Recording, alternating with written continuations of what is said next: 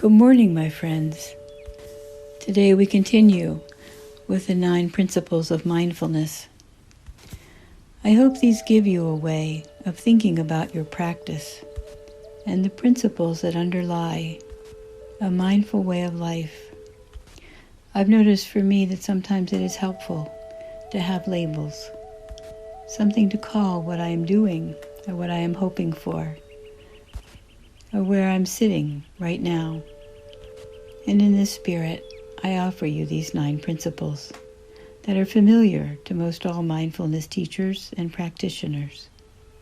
We've talked about beginner's mind, patience, non-judging, and non-striving in our last 4 meditations. And today we begin to focus on what is called letting go, or as Jon Kabat-Zinn calls it, letting be. The truth is that learning how to let go and sit with the present moment is at the core of mindful living. It occurs on both a physical and muscular level, and also in an emotional level.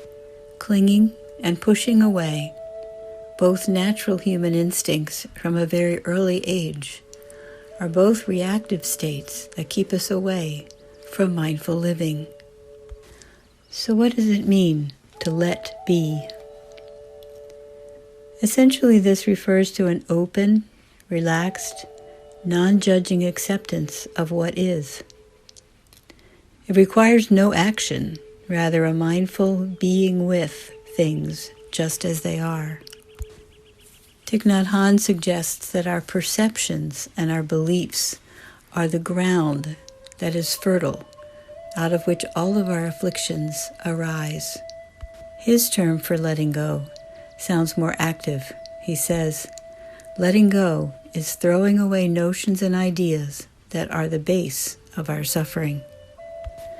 We become fixated on ideas and insist on certain agendas for how life is supposed to move, as though it would be a great threat to let it go.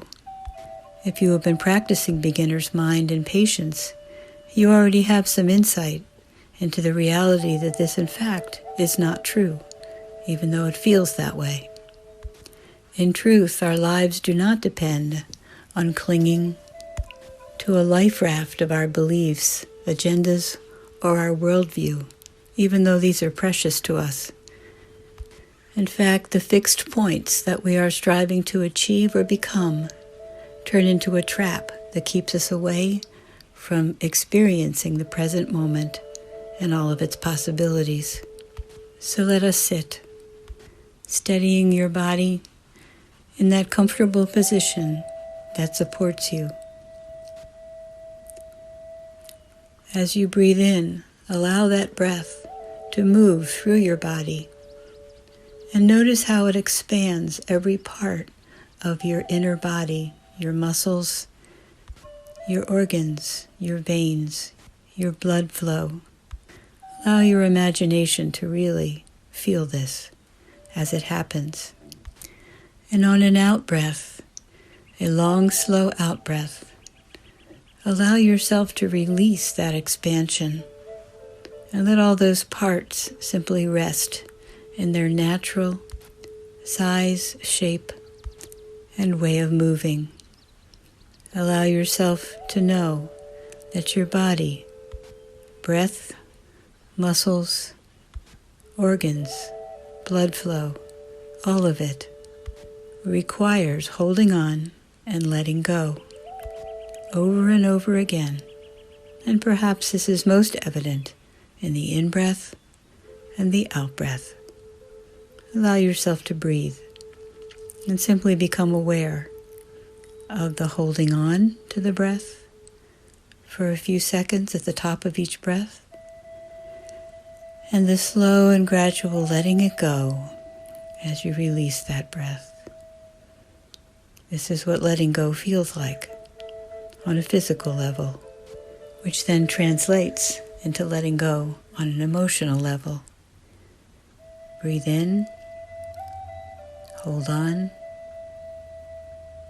breathe out. Allow yourself to continue that experience for the next few moments. And pay very close attention to what that is like.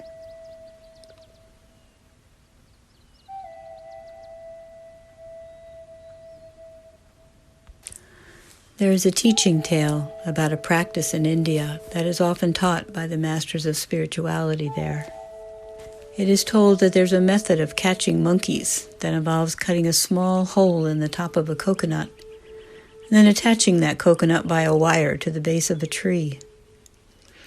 A banana is put inside the coconut, and when the monkey slides its hand in to get the banana and holds onto it tightly, its closed fist is too big to slide back out. The monkey will not let go of that banana, and so that monkey becomes trapped and loses its freedom. We humans become trapped in a similar way when we refuse to let go. We become unable to move on to what may be a new and better situation or way of thinking.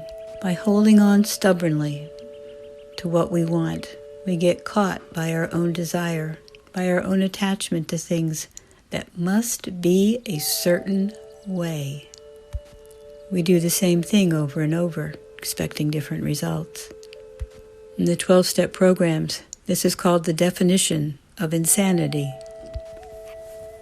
As always, we begin right where we are.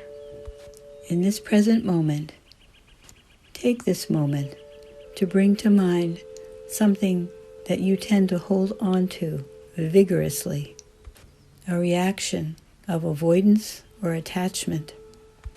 Anger is a symptom of holding on, although some anger is certainly justified. When it turns into repetitive thinking over and over, it becomes a trap, and we lose our freedom because we are unwilling or unable to let go. It is easy, certainly for me, to get stuck like a monkey with a banana in the coconut when I feel passionately about something. There's nothing wrong with passion, to be sure, nor is there anything wrong with anger. What is wrong, when it is wrong, is insisting that the outcome be a certain way, or else. Or else what? Well, that's the question. Because when we're holding on, we just won't have it be any other way. So we never know what else. And so, my friends, that is why letting go is a fundamental principle of mindfulness. Imagine a moment of passionate holding on that has occurred inside of you recently. Remember how it affected you, maybe how it trapped you in anger, anxiety, or defense. And on your out-breath, imagine loosening your grip. Imagine holding that belief in the palm of your hand with your fist tightly around it. In fact, right now, close your fist around that belief that's in the palm of your hand. Squeeze it tight. Don't let it go, no matter what. Tight. And on the next in-breath, breathe into that hand. Breathe into those fingers, and on the out-breath, just simply relax them. Just relax them. And feel the muscles and the mind connected, letting go.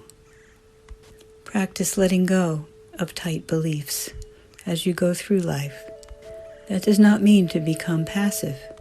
It means to stay free while being active, holding things loosely, calmly, knowing that to let go and let be moves us from the developmental stage of egocentric living, my way, my way, my way. And as we practice this action from time to time, it becomes a way of moving in the world, mindfully. Look for those opportunities today, my friends, and tighten your fist and let it go. Namaste. Amen.